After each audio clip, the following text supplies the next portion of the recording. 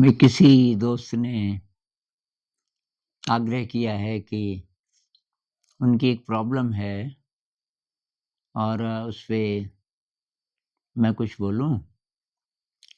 Problem ये है कि बार-बार कि ये ख़्याल आता है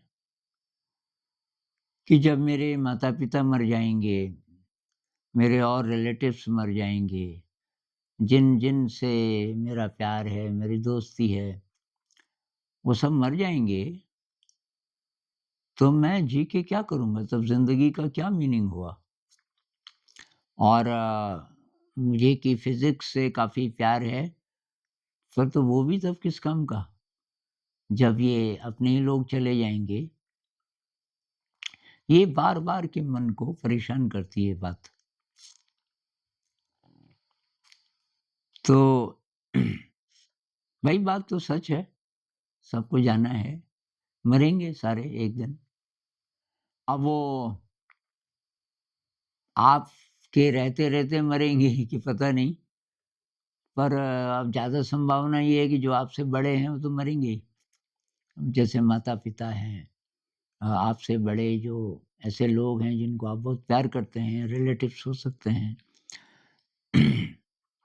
तो ज़्यादा संभावना ये है कि आपके रहते-रहते पता नहीं कितनी डेथ्स आएँगी। तो आप ही बोल रहे हो कि आपकी ज़िंदगी तब सार्थक है, जब आपके इर्द-गिर्द ये लोग हैं या ये लोग ज़िंदा हैं, क्योंकि आपकी ज़िंदगी का मीनिंग इन पर डिपेंड करता है। माता-पिता, रिलेटिव्स, दोस्त और उसके बारे में नहीं सोच रहे आप। वही माता-पिता आपके हैं लेकिन अड़ोस-पड़ोस में कोई और बहुत ज़्यादा दुखी है, अकेला है, उसका कोई नहीं है, उसकी भी सोच रहे हो। ज़्यादातर ना हम एक रेखा खींच लेते हैं कि ये मैं और मेरा। मतलब मैं ठीक रहूँ और जो मेरे क्लोज़ हैं, जिनके कारण मुझे ज़िंदगी में मीनिंग नज़र आता है, वो ठीक रहें और बाकी संसार से लेना-देना नहीं। तो अब ये क्यों आता है? ये डर के कारण आता है, इनसिक्योरिटी के कारण आता है। क्योंकि मीनिंग तो चाहिए ना ज़िंदगी में। किसी को पैसे में मीनिंग लगता है, किसी को सम्मान में लगता है, किसी को ये हमारे जो स्नेह के संबंध हैं औरों से उसमें लगता है और वो छिनने लग जाए तो व्याकुलता आती है। चाहे सचमुच छिनने लग जाए, चाहे ये विचार आए। आपको तो केवल विचार आ रहा है ना कि ये सब चले जाएँगे, तो तब क्या होगा? अब इसमें कुछ आपके असम्पशन्स हैं। जितना-जितना हमें दिखता है, हम उतने को ही सच मानते हैं। जैसे मर जाएँगे, तो बस खत्म हो गए, ये हमने मान लिया। तो आप थोड़ा एनडी वालों की बात सुनिए, नियर डेथ एक्सपीरियंस। भाई मैं तो उन लोगों को मानता हूँ, सबसे ज़्यादा एनलाइटेंड और सबसे ज़्यादा गाइडेंस जिनसे हमें मिल सकती है इस बारे में कि जन्म क्या है, मृत्यु क्या है, कैसे जीना चाहिए। एनडी का मतलब वो लोग जो कुछ देर के लिए मर गए थे, 5-7 मिनट और हॉस्पिटल में थे और फिर वो ज़िंदा कर लिए गए। आजकल वो होता है ना वो जैसे ब्रीथिंग स्टॉप हो गई तो कुछ जैसे कोई डूब के मरा या ऐसे-ऐसे तो ऑक्सीजन देके अब बहुत फिर ज़िंदा हो जाता है। कुछ लोग कोमा में थे, कोई मिरेकल हो गया, फिर ज़िंदा हो गए। तो वो लोग जिस समय मरे हुए थे 5-7 मिनट, उनको क्या अनुभव हुआ?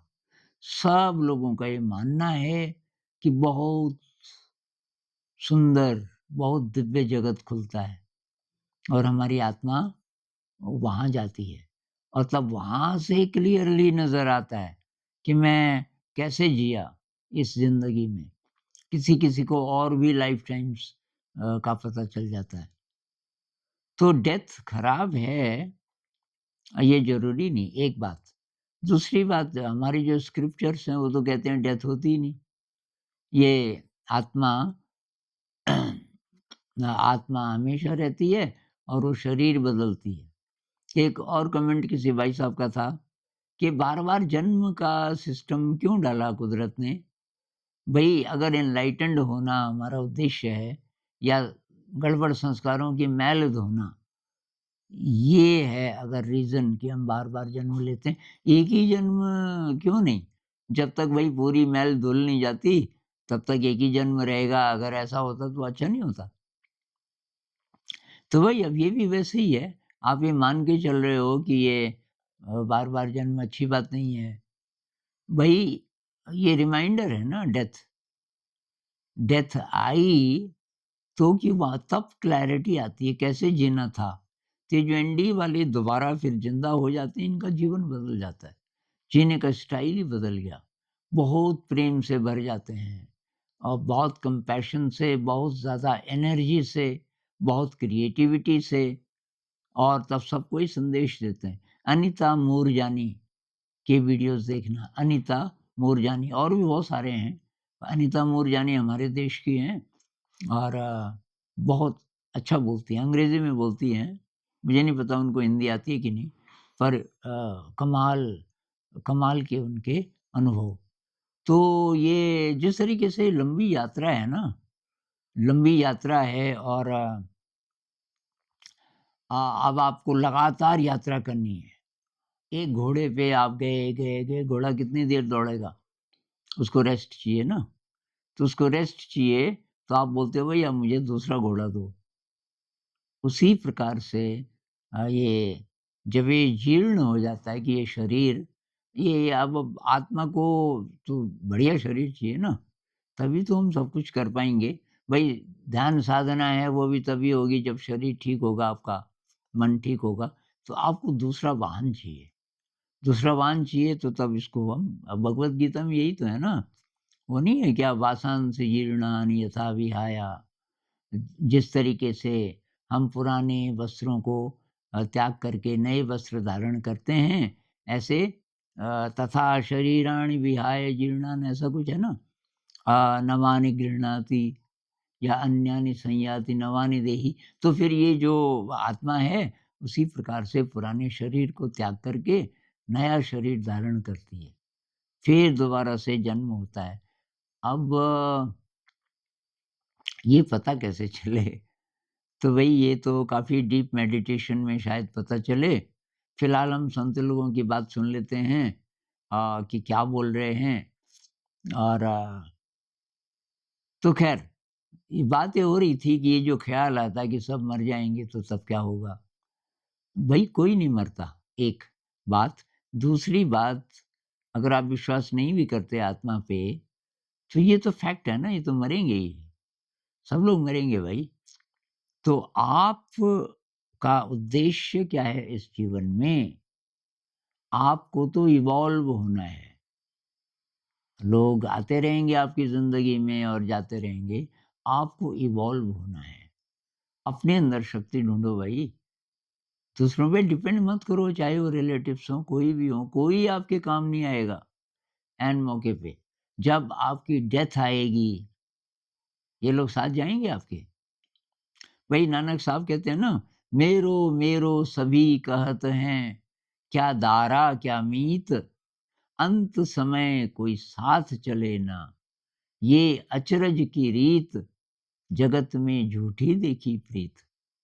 ये सारे जिस संसार में जो हम प्यार बोलते हैं ना, वो मुझे प्यार करता है, वो मुझे प्यार करता है, ये बहुत लिमिटेड है। जब आप मरने वाले होंगे, क्या दारा दारा मतलब पत्नी, कितना भी प्यार जताते हो नहीं एक्चुअली भी करते हों, तो उनका प्यार सीमित है तभी तक, जब तक असली वो घड़ी नहीं आई जब आपको सबसे ज़्यादा हेल्प चाहिए, मरते समय। आपने देखा जब कोई मर रहा है, मान लीजिए कि कोई 80-82 साल का है कोई आपके ही परिवार का, अब ये आखिरी-आखिरी साँसें ले रहा है। कहते हैं जो आदमी मर रहा होता है, उसकी अतीन्द्रिय शक्तियाँ जाग जाती हैं अंत-अंत में। तो वो आदमी अंदर है, खाट पे लेटा हुआ है, पता नहीं कब मर जाए, बाहर आप लोग हैं, रिलेटिव्स आए हुए हैं, चाय-वाय चल रही है, खूब गप-शप चल रही है, सब हँसी-मज़ाक चल रहा है। और तब बीच-बीच में कोई बोलता है, "ज़रा यार देखना ताऊ जी को देखना कहीं ठंडे तो नहीं हो गए? नब्ज़ चल रही है कि नहीं चल रही?" और आप अंदर जाके देखते हो, आप बोलते हो कि नहीं अभी तो चल रही है। फिर आप देखते हो अरे यार आज मर जाते इस समय, तो अच्छा रहता क्योंकि अभी दिन है और फिर ये रात तक नहीं मरे, तो इनकी जो डेड बॉडी है ना उसके पास रहना पड़ता है। कहते हैं डेड बॉडी को अकेले नहीं छोड़ते। अब वो सब आपको सुना मान लीजिए कि आपकी डेथ हो रही, तो आपको ताऊ जी को सब सुनाई दे रहा है, सब की दिखाई भी दे रहा है। तब पता चलता है अकेले हैं, अकेली यात्रा है।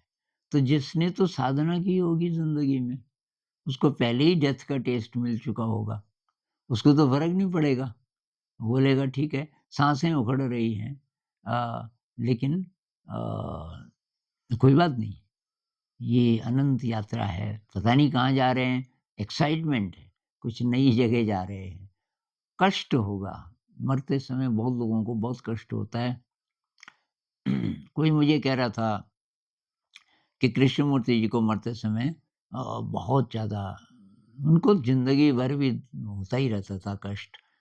कृष्णमूर्ति नोटबुक में ना वो बताते हैं कि बहुत ज़्यादा कष्ट कोई एनर्जी काम कर रही होती थी उनके शरीर को रिबिल्ड कर रही होती थी पता नहीं। तो मृत्यु के समय में बड़े-बड़े संत जो हैं वो भी बच जाएँगे कष्ट से ये तो कहना मुश्किल है। लेकिन उस कष्ट को आप नेगेटिवली नहीं देखोगे। ज़िंदगी का हिस्सा है कष्ट कोई बात नहीं है। जैसे कोई औरत जन्म देती है ना नए बच्चे को, कष्ट तो बहुत ज़्यादा होता है, लेकिन नए बच्चे को जन्म दे रहे हैं ना, कुछ सृजन कर रहे हैं, नई आत्मा आ रही है किसी दिव्य लोक से, तो वो एक्साइटमेंट भी है। तो भाई साहब आप अपने को इवॉल्व करने की बात सोचिए। आप कैसे इवॉल्व हो सकते हैं और आपको फ़िज़िक्स से प्यार है, बहुत बढ़िया बात। ये जिस-जिस चीज़ से प्यार है, उन चीज़ों में रस लीजिए, ध्यान का रस लीजिए, थोड़ा ध्यान कीजिए और आप कुछ नहीं कर सकते, डेथ तो जब आएगी, आएगी। तो उदास होगा मन कुछ देर के लिए, लेकिन एक बात याद रखिए कि ये आपका असम्पशन है कि मृत्यु खराब चीज़ है। तो इस पे थोड़ा-सा मनन कीजिए, थोड़ा रिसर्च कीजिए, थोड़ा एनडीए वालों के वीडियोज़ देख लीजिए, ख़ासकर अनीता मूरजानी और तब इस विषय पे और बात करेंगे। नमस्कार।